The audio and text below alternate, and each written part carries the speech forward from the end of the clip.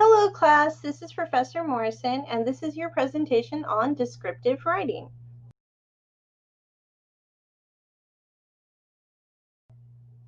Descriptive writing is when we paint a verbal picture of a person, place, or thing. We want our reader to be able to see through our eyes and hear through our ears. If we describe what a great piece of apple pie tastes like, we want them to be able to know how that feels.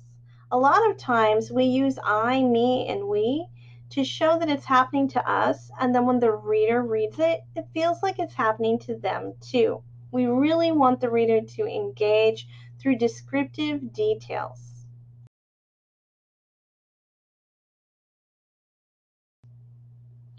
When we're writing descriptive and narrative essays, this is when it is the very most important to include sharp, colorful details. Narratives include description. Description could be its own assignment, but narrative always includes description.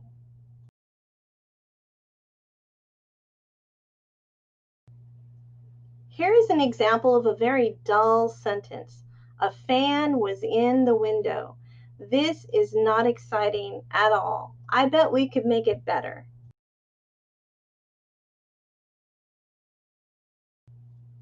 Here, we've made it better. These are sharp, colorful, descriptive details. The blades of the rusty window fan clattered and whirled as they blew out a stream of warm, soggy air.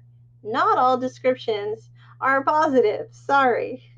But we see here the rusty window fan. We can imagine what that looks like and the texture of it as well. The strong verbs, clattered and whirled, really bring us into the sensory description. And the warm, soggy air. These adjectives really help to bring us into what's going on.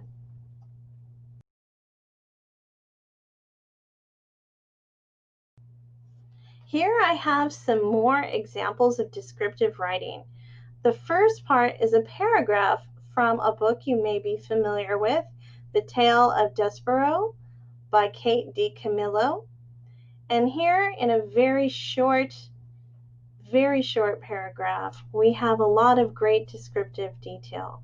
There was in the banquet hall a most beautiful and ornate chandelier.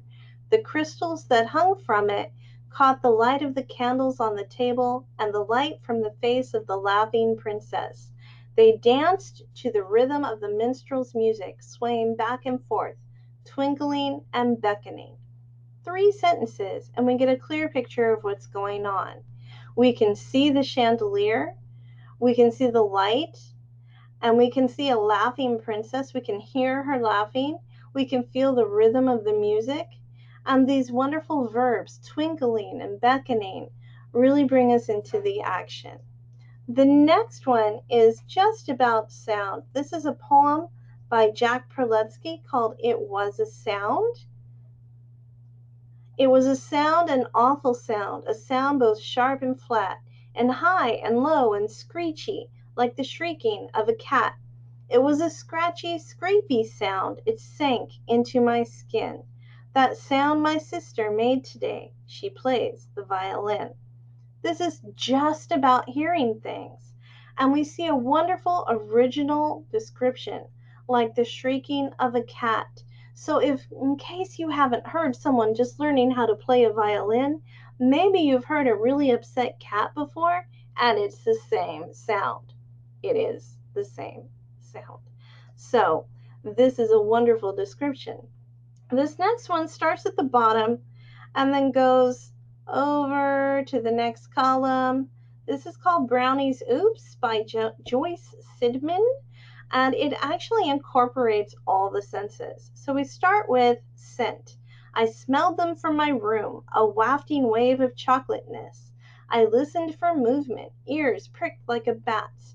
I crept down, stepped over the sleeping dog. I felt the cold linoleum on my bare toes. I saw the warm, thick brick of brownies. I slashed a huge chunk right out of the middle. The gooey hunks of chocolate winked at me as I gobbled them. Afterward, the pan gaped like an accusing eye. My head said oops, but my stomach said heavenly. So oops is sort of like an apology, right? Sort of. So we smell them, then we can hear, we can feel, we can see, we can gobble, and we know what it tasted like because our stomach said heavenly. And these are wonderful descriptive details.